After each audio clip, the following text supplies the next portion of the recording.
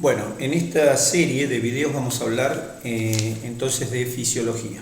Les había contado que iba a hablar con ustedes de fisiología y de anatomía, y aunque las dos cosas se entremezclan, vamos a ir dividiendo fisiología de anatomía. Van a ver que las charlas van a ir integrando las cosas, pero por ahora vamos hablando por separado.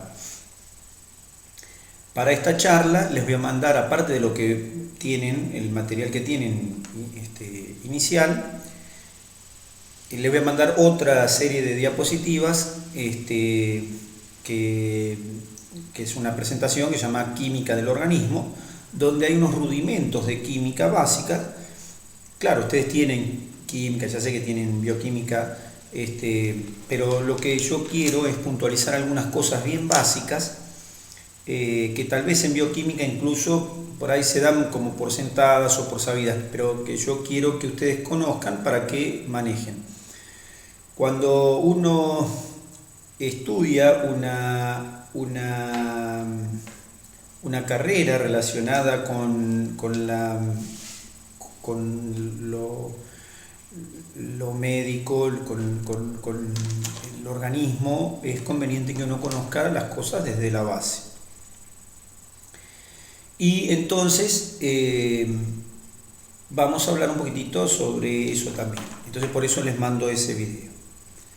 Respecto de fisiología, que es lo que vamos a hablar ahora, la fisiología es la materia que estudia el funcionamiento de las estructuras biológicas o de la biología, el funcionamiento de los distintos componentes biológicos, en este caso de nuestro organismo, pero podía haber sido de otros organismos o organismos más pequeños, organismos diferentes a nosotros. Y en ese estudio, entonces lo que vamos a nosotros ir haciendo es ir tratando de desglosar lo más que se pueda el funcionamiento de nuestro cuerpo para poder entenderlo en la mejor manera posible, porque eso, aunque ahora parece que no tiene nada que ver con la vida y que después va a parecerles también que no tiene nada que ver con la vida de la nutrición, en realidad son los fundamentos básicos para que ustedes entiendan cosas, para entender cómo es que los nutrientes tienen una relación con nuestro desarrollo. Es decir, que entender la fisiología es entender también la fisiología humana, es entender también la fisiología del alimento. Porque de hecho nosotros estamos hechos de los alimentos que ingerimos. Somos los alimentos que ingerimos. Entonces entender la fisiología nos puede servir para entender algunas cosas de nuestros alimentos. A medida que va pasando el tiempo, tal vez le vayan encontrando una utilidad o no, pero es la base, son las letras del abecedario para poder ir entendiendo otras cosas. Después cuando uno aprende a hablar el abecedario, la verdad que no le interesa repetir el abecedario. Sin embargo, está incluido dentro de las palabras, dentro del lenguaje, y esto pasa lo mismo. Bueno, en relación a eso, entonces decimos que la fisiología entonces es la materia o la materia que se dedica al estudio del funcionamiento de nuestro organismo. En ese sentido, nuestro organismo es un conglomerado estructural que, como dijimos en anatomía, tiene una organización que está dada por niveles. Nosotros habíamos visto los niveles de organización, habíamos organizado la estructura general, orgánica, desde lo básico que eran las partículas subatómicas, aunque habíamos contado que hay partículas más pequeñas que las subatómicas formándolas, pero nosotros empezamos con la partícula subatómica, protón, electrón, neutrón. Nosotros igual de hecho nos abocamos protón, electrón y hasta ahí nos quedamos, pero esos protones, neutrones y electrones se organizan formando una estructura nuclear alrededor de la cual giran electrones, a eso le llamamos átomo. Los átomos se combinan entre sí para formar moléculas, las moléculas se combinan entre sí para formar macromoléculas, las macromoléculas forman células, las células tejidos, los tejidos órganos, órganos, aparatos, sistema y un organismo completo. Bien. O sea que ese nivel de organización es el mismo que respetamos en la fisiología, el mismo de la anatomía, porque es lo mismo, estamos hablando de la misma materia de estudio que es el humano. Es decir, el tema de estudio general siempre sigue siendo el humano. Ahora, la fisiología nos estudia a nosotros como individuos. Para esto los llevo a las diapositivas de generalidades y ahí tenemos una primera diapositiva que habla sobre la vida en sí, ¿no es cierto? Como en cuanto a organismo, cómo nosotros tenemos ciertas funciones a las que llamamos funciones vitales. Para que nosotros podamos cumplir nuestras funciones vitales, se reunieron todas estos niveles de organización previos, se tuvieron que haber reunido. Y se reunieron de una manera que no fue, podemos considerarla como una manera como azarosa, pero lo que quedó organizado no pareciera tan azaroso, es decir, quedamos organizados de una manera muy especial. ¿Y qué quiere decir esto? Quedamos organizados de una manera en la que las moléculas que sueltas, como las tenemos por ejemplo en un kilo de harina, donde tenemos moléculas, gran cantidad por ejemplo de moléculas de hidrato de carbono, de glúcido, ¿no es cierto? Donde las moléculas que están en una harina no viven, no tienen vida. Sin embargo, dentro de nuestro organismo pertenecen forman parte de una estructura de vida. Quiere decir que las moléculas se organizaron de una manera tal que tomaron como un significado nuevo.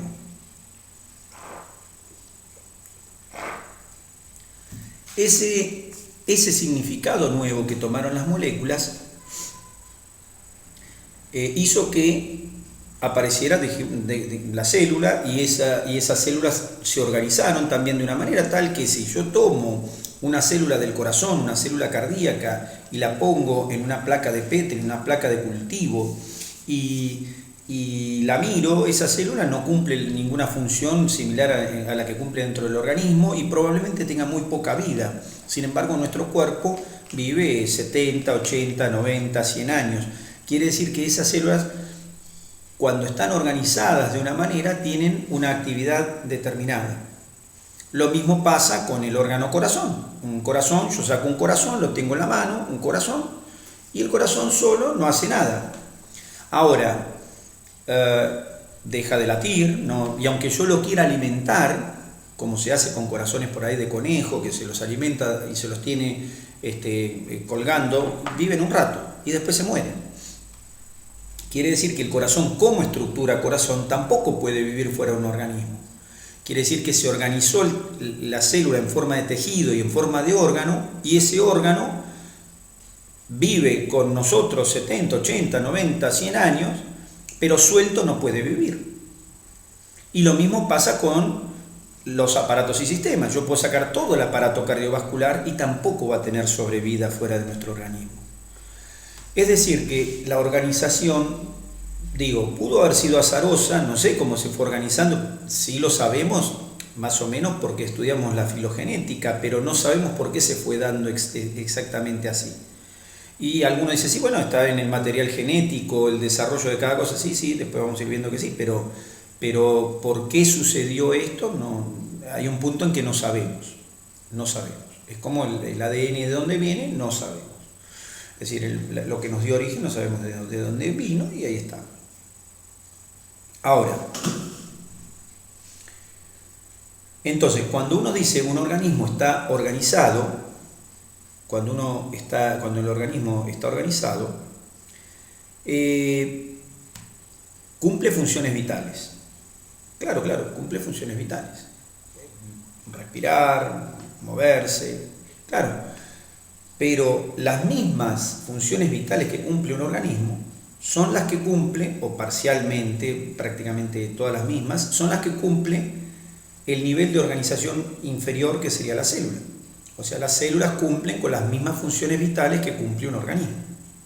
Es decir, los fenómenos vitales, como son respuesta a estímulos, movilidad, alimentarse, eliminación de desechos, todas esas son funciones que cumple el humano como organismo, los animales, lo que quieran, pero también lo cumplen las células. Es decir, se organizan las moléculas o se organizan las moléculas en células, en tejidos, en órganos, pero cumplen con los preceptos que son eso que llamamos la vida. Bueno, entonces la fisiología lo que estudia es justamente esos fenómenos vitales, es decir, trata de estudiar esos mecanismos, cómo se desarrollan. Estudia también cómo se fueron agregando nuevos mecanismos en nuevos organismos. En nuestro caso no vamos a estudiar eso, no vamos a estudiar la filogénesis, pero la fisiología también estudia cómo se fueron desarrollando. Lo que no nos deja, lo que no nos saca la incógnita de cómo es que se formó, cómo es que se produjo todo esto que es la vida. Entonces, en fisiología estudiamos fenómenos de la vida. Los fenómenos de la vida se producen dentro de una célula y se producen dentro de un organismo.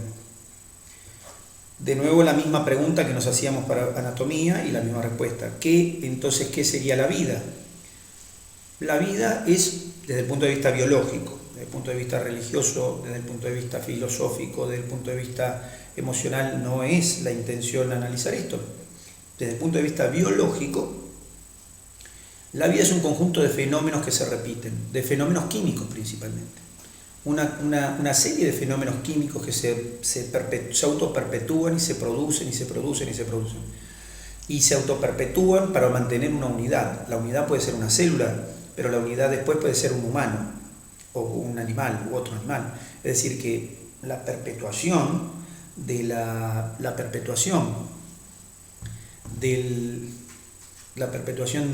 los fenómenos químicos que damos por llamar vida es parte de la vida misma. O sea que la vida son fenómenos químicos que se reproducen y tienden a mantener su equilibrio. Cuando los fenómenos químicos no pueden mantener más ese equilibrio, entonces se disgrega en la unidad a la que llamamos unidad de vida, sea un individuo humano, sea un animal, sea una célula, y entonces se pierde esa vida. Listo. Y los componentes de ese individuo viviente pasan a formar parte nuevamente de la naturaleza. Es decir, lo que somos, volvemos de nuevo a la naturaleza, nuestros componentes vuelven a la naturaleza y vuelven a integrar parte de ciclos de otros seres vivientes, o no, pero generalmente sí. Es decir, nos desglosamos a nuestra materia inicial, no a nuestra materia, bueno, a nuestros átomos iniciales, nuestros elementos iniciales, o a nuestras moléculas, y esto pasa a formar parte de otros seres vivientes. Bueno, así funciona esto. Ahora, mientras se puede mantener el equilibrio, entonces estamos manteniendo la vida. La vida es mantener ese equilibrio de reacciones químicas. Y todas esas reacciones químicas le damos nombre. ¿Le damos qué nombre? Le damos nombre de defensa, eliminación de desechos, control de integración generalizado, desarrollo, crecimiento. Es decir, los nombres de las reacciones químicas o de conjuntos de reacciones químicas no dejan de hacer que eso sean conjuntos de reacciones químicas o reacciones químicas. Sigue siendo lo mismo, le damos nombre, pero siguen siendo esas cosas. Y esas reacciones químicas tienen tendencia a mantener el equilibrio, nuestro equilibrio. Un equilibrio para poder seguir viviendo. Bien. Después vamos a hablar de fenómenos de envejecimiento y todo, por qué aparece la muerte o por qué hay envejecimiento, pero de por sí la vida consiste en mantener un equilibrio y ahí vamos.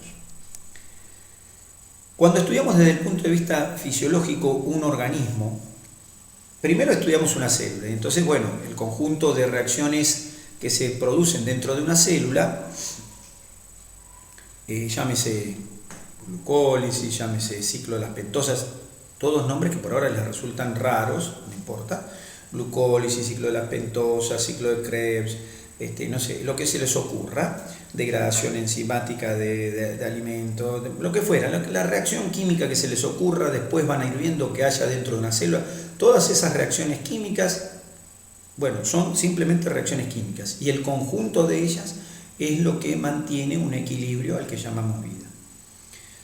Bien, en la vida de una célula.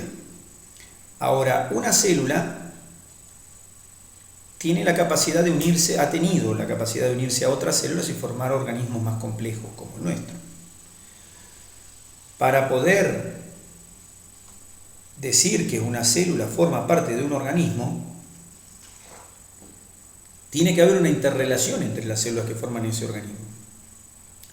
Imaginemos un organismo de 2 células, un organismo bicelular. Tiene solo 2 células.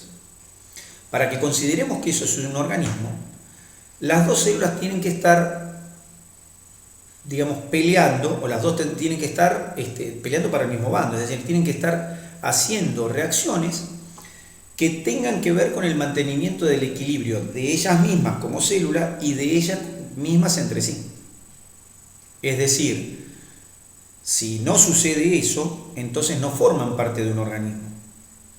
2 bacterias, una al lado de la otra, no forman un organismo, no forman nada, son individuos independientes.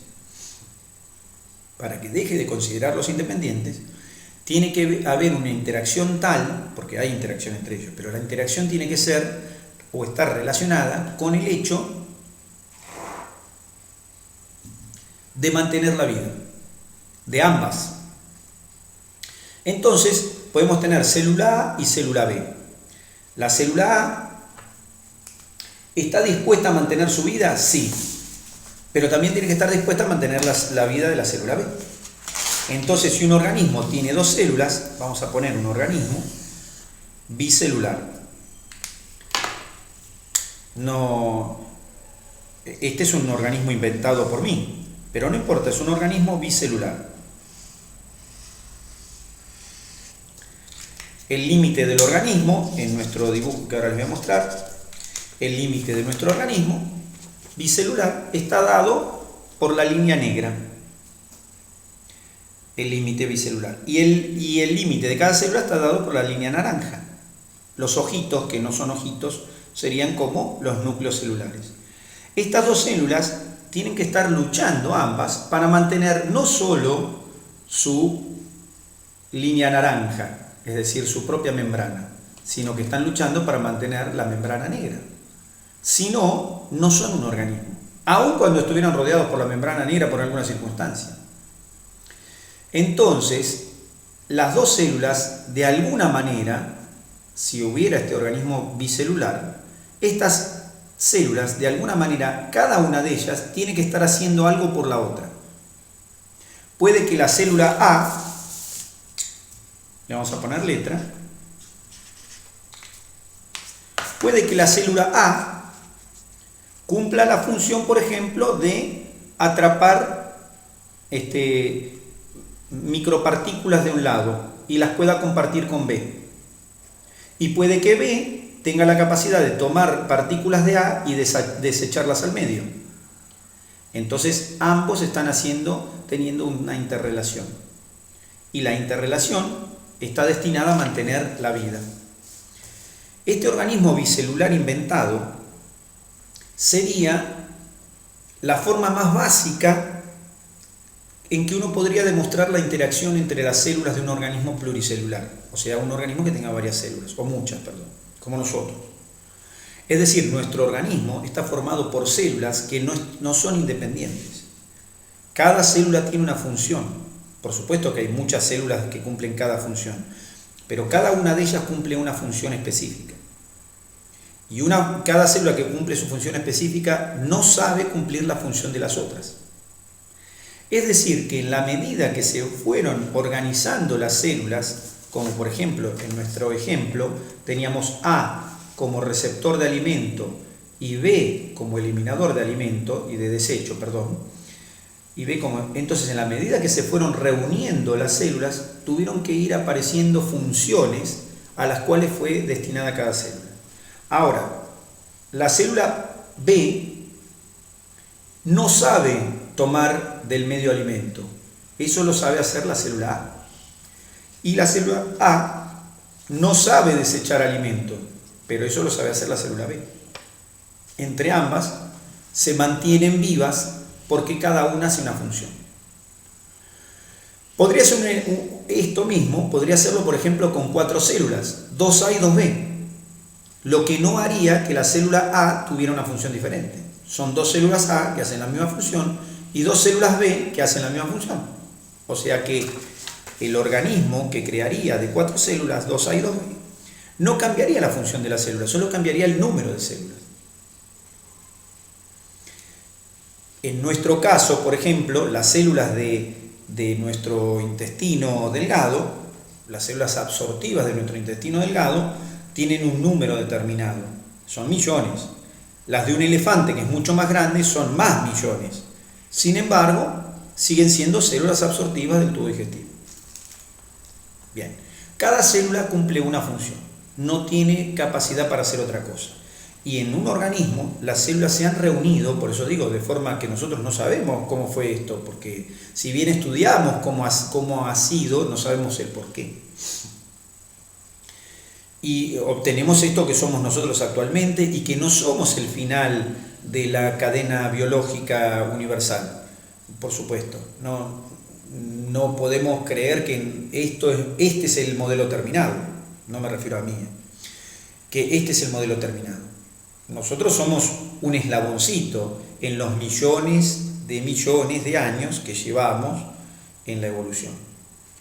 Nosotros nos creímos en estos últimos 2000 años que somos los enviados divinos y no sé qué, pero si lo analizamos realmente, el humano tiene poca vida en esta tierra y en este universo. Es decir, en todo el universo, en todo el desarrollo universal, nosotros representamos, el humano apareció en los últimos segundos, como en los últimos segundos de un año. Si todo el universo, toda la vida universal estuviera comprendida en el periodo de un año, el humano apareció en los últimos segundos de ese año. O sea que nosotros no somos la perfección de la escala biológica y de la escala universal. Es muy probable que nosotros, de acá a unos millones de años, nos estudiemos a nosotros como antepasados humanos y veamos ciertas características que compartimos de acá a millones de años, pero no vamos a hacer lo mismo, probablemente. No sé si vamos a ser mejores o peores, eso no quiere decir que va a haber una mejoría o un empeoramiento, simplemente que va a haber una diferencia. Bueno, volviendo a las células y a la organización, entonces, la organización biológica fue haciendo que las células empezaran a reunirse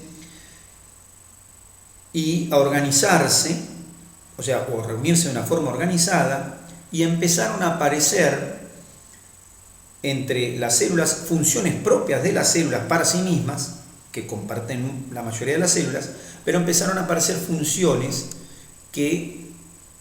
para las cuales solo algunas células se destinan y otras no. Entonces aparecieron células que son capaces de recubrir, pero esas células que son capaces de recubrir nos sirven, por ejemplo, para contraerse. Y aparecieron las células para contraerse, que son las células musculares, función muscular, pero esas no saben cubrir nada. Entonces aparecieron funciones celulares en virtud del desarrollo que se fue produciendo durante esa reunión celular. Es decir, las reuniones celulares no fueron, como digo, al azar aparentemente, sino que fueron dándose por mecanismos previos que fueron justificando el mecanismo siguiente. La conclusión, ahora sí, es que tenemos un organismo como el nuestro. Y en nuestro organismo hay decenas de células diferentes cumpliendo funciones específicas. Y dentro de cada decena de células diferentes hay millones de ellas cumpliendo esas funciones específicas. Entonces tenemos células que cumplen función de barrera, células que cumplen función inmunitaria, células que cumplen función de contracción, células que cumplen función de comando de otras células que cumplen funciones de secreción, células que cumplen distintas funciones. Y el conjunto de esas células se resguarda entre sí a sí mismas para formar un individuo y mantener el equilibrio general de ese individuo. Y para que todas las células que están formando parte de ese individuo no le falte nada para vivir. La idea es que a ninguna célula del organismo le falte nada para poder cumplir con su propio ciclo vital. O sea que las células cumplen su propio ciclo vital, pero además comparten con el resto del organismo alguna función. Lo curioso de esto es cómo se fue produciendo la organización, de modo tal que nosotros tenemos un modelo determinado complejísimo. La base de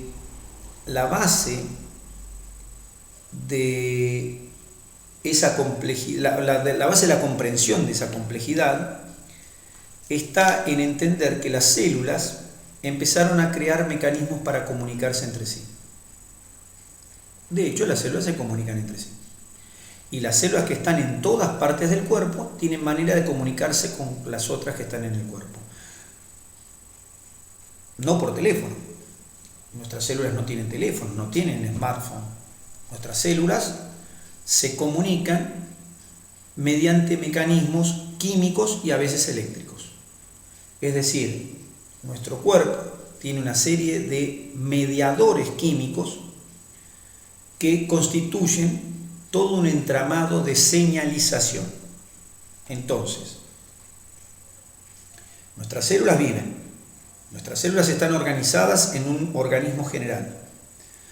Nuestras células cumplen una función, cumplen sus propias funciones vitales y cumplen una función en el resto del organismo.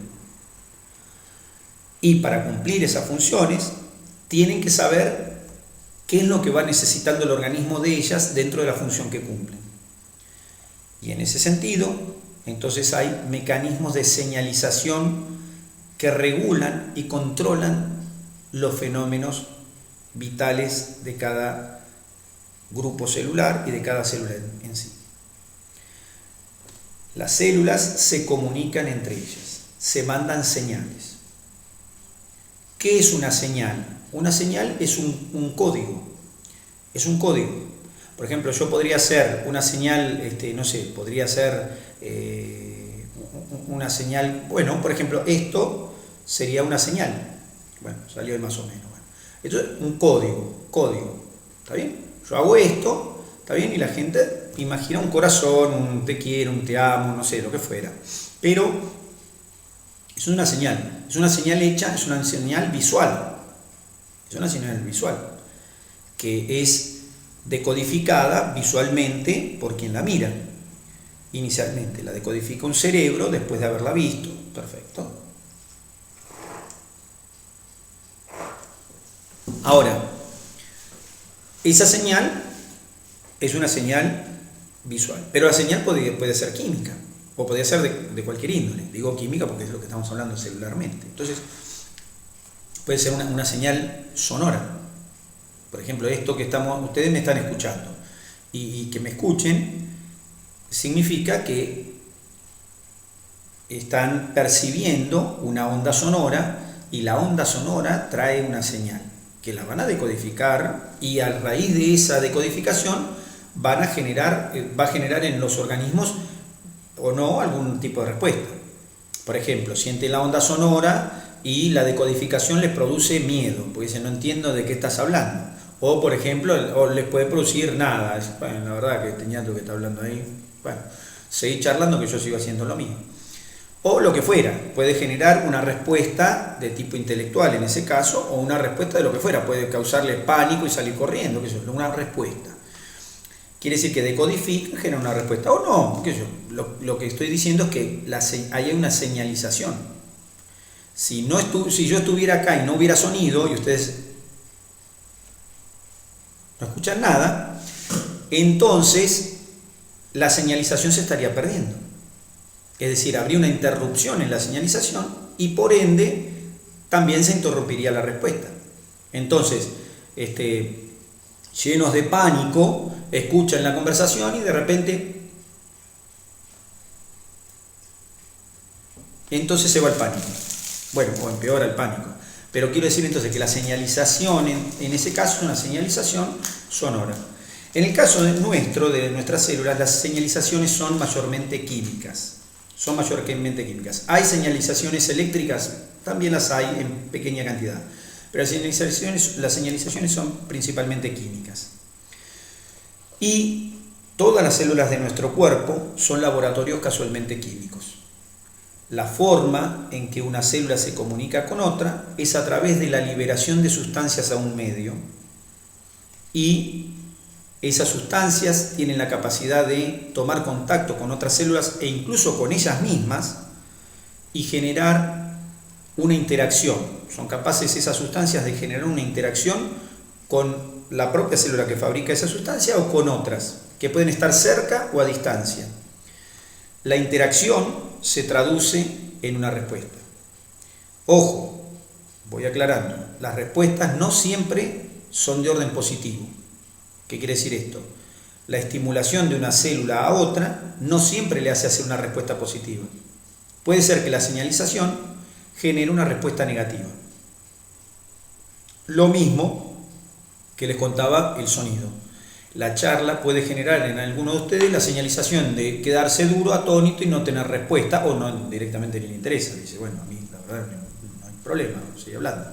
Quiere decir que la señalización que hay entre las células es múltiple, tanto en la emisión como en la percepción y traducción a una respuesta. Y la respuesta, la traducción de la respuesta puede ser una respuesta positiva o una respuesta negativa. Entonces, recapitulando, tenemos células que se han reunido en organismos en los cuales esas células no solamente viven, sino que tienen además una obligación, que es cumplir alguna función. Para cumplir esa función, tienen que estar al tanto de las necesidades de las otras células respecto de su propia función. Para poder estar al tanto de esas necesidades, existen mecanismos de señalización moleculares principalmente entre células. Esos principios de señalización generan mecanismos que llamamos de feedback positivo y de feedback negativo. Entonces, las respuestas generan señales y las señales, las células generan señales y las señales generan estimulación de células para respuestas positivas o negativas. Ese tipo de señalización le llamamos respuesta de feedback. A su vez, la célula que recibe la señalización y que está respondiendo a lo que la otra le está pidiendo, esa célula es capaz de hacer que la célula que pidió algo cese en su pedido. Es decir, que célula A, para nuestro caso, célula B le dice a célula A. Célula B dice, tengo hambre. ¿Cómo se lo dice a la célula A? Se lo dice a través de una molécula que la libera acá en el medio. Libera la molécula, llega a A, de B a A. Entonces la molécula va de B a A, acá en el medio, y entonces la B le dice a A, tengo hambre A, y A le responde, espérate que ahora busco comida. Va al medio, toma comida, se la pasa a B, y B come. Pero cuando come, le dice a A, ya comí, gracias, otra molécula. A su vez, o por lo menos deja de fabricar moléculas para que A le deje de dar de comer. Entonces, A le da de comer a B, B no fabrica más moléculas y A deja de darle de comer. Ahora A quiere deshacerse de cosas. Le dice a B, B, tengo que deshacerme de cosas. B toma las cosas que le da, se deshace de ellas y A deja de generar moléculas para que B responda. Entonces, mecanismos de señalización o mecanismos de feedback. Mecanismos de señalización, que incluyen mecanismos de feedback. En nuestro organismo existen dos tipos de mecanismos de feedback. Los de feedback, mecanismos de feedback positivo y mecanismos de feedback negativo. El que acabamos de describir es un mecanismo de feedback negativo. Entonces, B le dice a A con una molécula, quiero comer. A le da de comer. B deja de fabricar la molécula para que A le dé de comer y se acabó la comida. Eso es un mecanismo de feedback negativo. Pero si fuera un feedback positivo sería, B le dice a A, dame de comer. A le da de comer y B fabrica más moléculas, dame más de comer. Y A le da de comer. Y B le dice, dame más de comer. Y A le sigue dando de comer. Y así.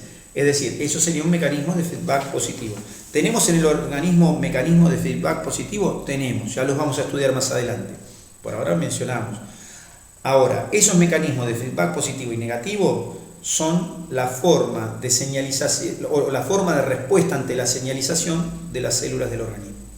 Las células señalizan, piden algo, otra célula responde con ese algo y entonces cesa el pedido. ¿Está bien? Eso es feedback, en ese caso negativo. Es decir, que las células se fueron organizando de modo tal que cada célula cumple una función específica y esa función específica está relacionada con lo que otras células necesiten de ellas. Cada célula, por cierto, cumple algún tipo de función específica. Un tipo, o dos, o tres, o cinco, pero solamente ese tipo. Una célula hepática del hígado puede fabricar bilis, una célula del cerebro no. Es decir, que la función específica de fabricación de bilis está a cargo de la célula hepática. Y no la puede realizar ninguna célula que no sea la célula hepática. Las células de la piel no fabrican bilis. Y a su vez la célula hepática no puede, por ejemplo, generar un impulso nervioso. No puede. Es decir, las células tienen funciones específicas. Y cada célula solo cumple con esas funciones específicas. Entonces, ahí tenemos el principio básico de la interrelación que hay entre los componentes de un organismo pluricelular. Nosotros, como organismos pluricelulares, tenemos entonces estas características. Bien, lo que estudiamos o lo que vamos a estudiar en la fisiología es las reacciones químicas que hay dentro de una célula, en términos generales, cómo es que mantienen la vida. En química van a estudiar la reacción química en sí, nosotros vamos a estudiar las interacciones que hacen las interacciones finales que se logran con esas reacciones químicas, y también vamos a estudiar la interacción que hay entre los distintos grupos celulares que forman distintos tejidos y distintos órganos. Eso es lo que vamos a ver nosotros.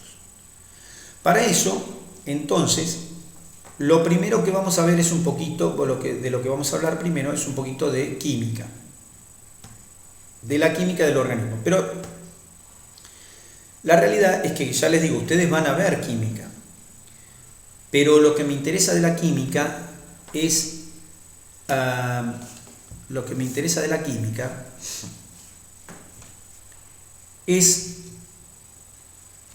fundamentos de la química que nos van a servir para poder interpretar las actividades moleculares. Bien.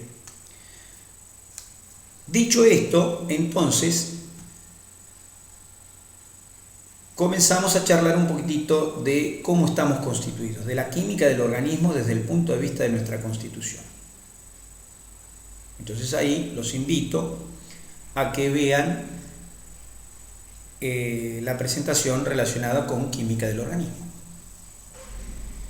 Y entonces, cuando ustedes vean la presentación de química del organismo, van a ver que en términos generales todo este conjunto de individuos que somos nosotros está formado, bueno, por tejidos, por órganos, tejidos, células y moléculas. Entonces, y las moléculas están formadas por átomos a los que le vamos a dar también el nombre de elementos. Entonces, hasta ahí nos vamos, hasta los elementos. Y ahí tenemos entonces los elementos que nos componen. Los elementos o átomos se reúnen, ¿está bien? Se enlazan entre sí para formar compuestos. ¿Está bien? Para poder realizar ese enlace, como también para producir el desenlace, se necesitan reacciones. A esas reacciones llamamos reacciones químicas. ¿Está bien? Y en conjunto, esos compuestos que se interrelacionan van a formar las sustancias que componen el organismo. Entonces, cuando ustedes vean la primera diapositiva, fundamentos químicos, que va de química del organismo, van a ver que dice fundamentos químicos de la vida humana, y entonces les cuenta de esto. Entonces vamos a ir desde el elemento, vamos a ir desde los elementos hacia arriba en la organización, con algunas cosas bien básicas para que podamos utilizar un lenguaje común. ¿Por qué? Porque hay cosas que vamos a necesitar, un lenguaje, ¿qué va a hacer? Vamos a utilizar un lenguaje, ¿está bien? Común. Cuando hablamos de elementos, los elementos químicos que nos componen básicamente, los elementos químicos que nos componen básicamente son 4. ¿Está bien? ¿Cuáles son estos 4 elementos? Carbono, hidrógeno, oxígeno y nitrógeno. Son los 4 elementos que nos componen. Estos 4 elementos son elementos característicos ¿de qué? De la vida. Son los elementos característicos de la vida. Cuando nosotros encontramos restos de algo y queremos saber si tienen que ver con algo que tuvo vida o no, analizamos la química. Si en la química hay gran cantidad de carbono dispuesto en cadenas, ¿está bien? Unido en cadenas, entonces podemos asegurar, y esas cadenas contienen hidrógeno, oxígeno y nitrógeno, o alguno de estos elementos, entonces podemos considerar que eso que encontramos perteneció a la vida. Solemos representar los átomos de maneras diferentes. Acá tenemos una forma de representar los átomos. Acá tenemos una representación esquemática de 3 bolitas, de este lado, perdón, carbono, hidrógeno, oxígeno. Lo representamos a los átomos como bolitas. Y luego representamos los átomos unidos entre sí. Acá tenemos un carbono unido a 4 hidrógenos. Acá tenemos un carbono unido a 3 hidrógenos, un carbono unido a 3 hidrógenos y a otro carbono. Acá tenemos otro carbono unido a 2 hidrógenos, a un carbono y a un oxígeno. Acá tenemos un oxígeno unido a un hidrógeno y a un carbono. Es decir, los elementos que nos constituyen forman enlaces, se unen entre sí, ¿está bien? Se unen entre sí para constituir lo que somos nosotros. Nosotros, como individuos, somos entonces conjuntos de átomos, por supuesto, formando enlaces ¿para qué? Para que se constituyan moléculas. Bien, los elementos más abundantes, que dijimos son carbono, hidrógeno, oxígeno, nitrógeno, se reúnen formando enlaces.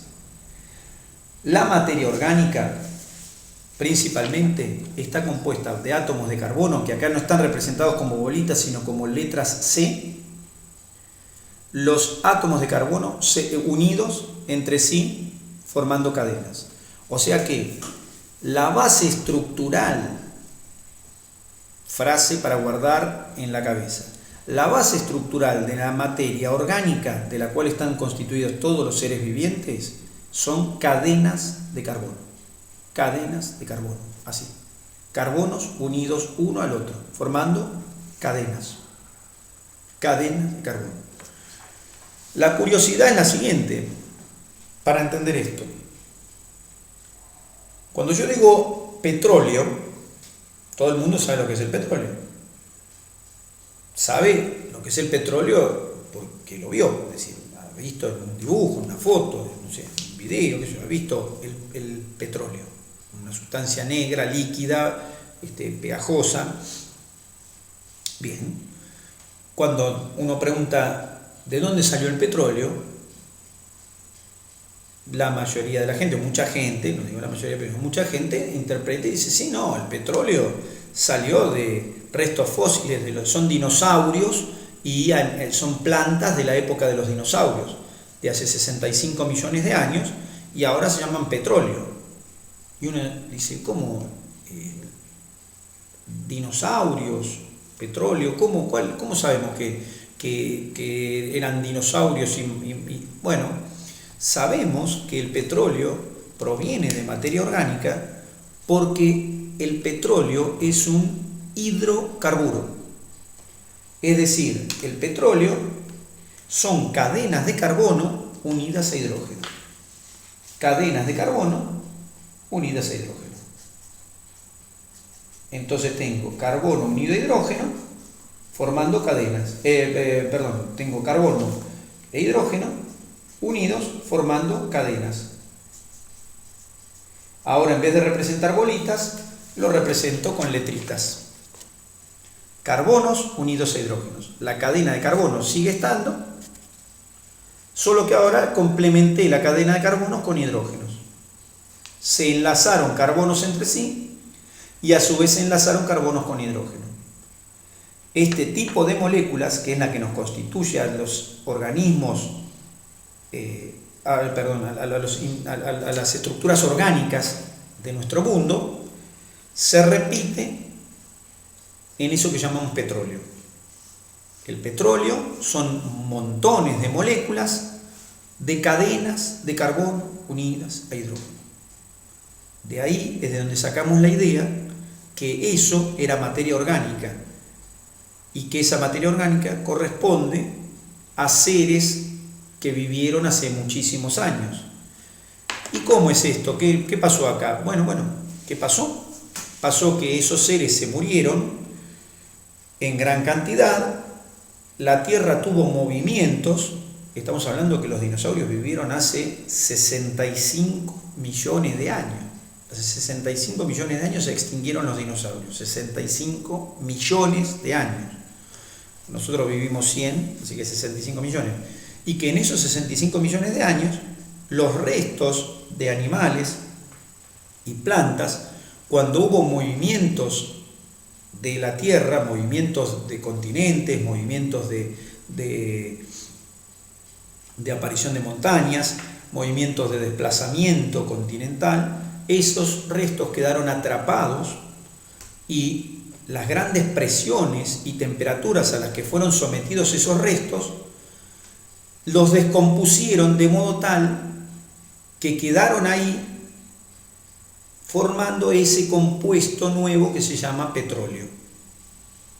Es decir, el petróleo son esos seres que quedaron atrapados en cavernas de piedra en los confines de la Tierra, ni siquiera en mucha profundidad tampoco, porque en la Tierra, solo en la corteza, esto está pasó en la corteza terrestre, pero quedaron atrapados en la roca de la corteza terrestre y no pudieron descomponerse y formar parte de otros organismos. Quedaron ahí atrapados. ¿Cuál fue la consecuencia? Bueno, la consecuencia fue que se formó ese compuesto al que llamamos petróleo y que hoy, después de 65 millones de años, decimos, el petróleo formaba parte de seres vivientes. ¿Y de qué seres vivientes? Y bueno, pueden ser los dinosaurios, plantas, lo que fuera, porque eso sí no lo podemos determinar. No podemos determinar si el petróleo que sacamos de un pozo pertenecía a un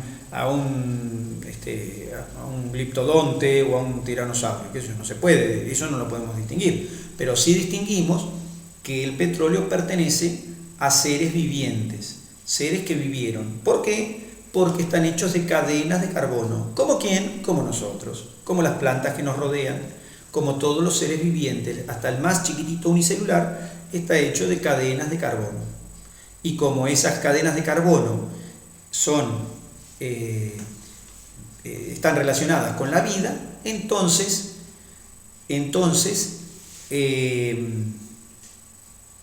llegamos a la conclusión que el petróleo tiene que ver con seres que vivieron. La conclusión de esto es: los seres vivientes estamos hechos de cadenas de carbono. ¿Unidas a qué? A hidrógeno, les mostré recién, pero también a oxígeno y a nitrógeno. En el caso de los hidrocarburos, el oxígeno y el nitrógeno se perdió prácticamente en ese proceso de descomposición especial de altas temperaturas y presiones. Pero en nosotros no se perdió. Y estamos hechos entonces de carbono, hidrógeno y oxígeno. Bien. Por supuesto que ahora hago una aclaración. Porque alguno me va a decir, bueno, pero pará. Porque también tenemos una gran cantidad de otros minerales, como el calcio. Sí, pero de lo que estamos hechos principalmente es de carbono, oxígeno, hidrógeno y nitrógeno. Ustedes tienen una diapositiva, ahí está, con el porcentaje del peso corporal que representa cada cosa. De hecho, ¿cuál es uno de los elementos más abundantes el elemento más abundante de nuestro organismo? ¿Cuál es? Agua. Muy bien, el agua. El agua. El elemento más abundante es el agua. ¿Y de qué está hecha el agua? De hidrógeno y de oxígeno. Por ende, oxígeno e hidrógeno nos componen en gran medida. Pero después, además tenemos nitrógeno y carbono. Ahora, si bien el agua es un gran componente de nuestro cuerpo, el agua sola no sirve. El agua es más bien la parte inorgánica que tenemos en el organismo. Para que una estructura la consideremos orgánica, es decir, que es parte de un organismo, es parte de la vida, para que la consideremos orgánica, tiene que tener cadenas de carbono. Y si ustedes miran, entonces tenemos el peso corporal total, 18,5% corresponde a carbono, 65% a hidrógeno, 9,5% a nitrógeno y 3,25% a nitrógeno, que suma eso el 96% del total del peso corporal nuestro. Bueno, estos son los elementos que nos componen, los elementos básicos. ¿Son los únicos que hay? No. Tenemos en nuestro organismo cloro, potasio, sodio, magnesio, manganeso, hierro, calcio, fósforo, lo que se les ocurra, hay en nuestro organismo. No tenemos todos los elementos de la naturaleza, pero tenemos gran parte de ellos. Bueno, estos elementos de la naturaleza complementan a los elementos básicos que son carbono, oxígeno, hidrógeno y nitrógeno. Y estos elementos básicos representan en un total el 4% de nuestro peso corporal. Bien. Bueno, hasta ahí hacemos la primera parada, como para que podamos dividir esto en porciones. A continuación, hasta este momento, hemos descrito cuáles son los elementos básicos que nos componen. Los elementos, es decir, cuáles son los tipos de átomos que nos componen. Ahora vamos a estudiar cómo es que esos átomos pueden ir combinándose para ir formando los compuestos básicos, ya ahora no los elementos básicos, sino los compuestos básicos que nos conforman. ¿De acuerdo? Muy bien. Nos vemos en el próximo videíto.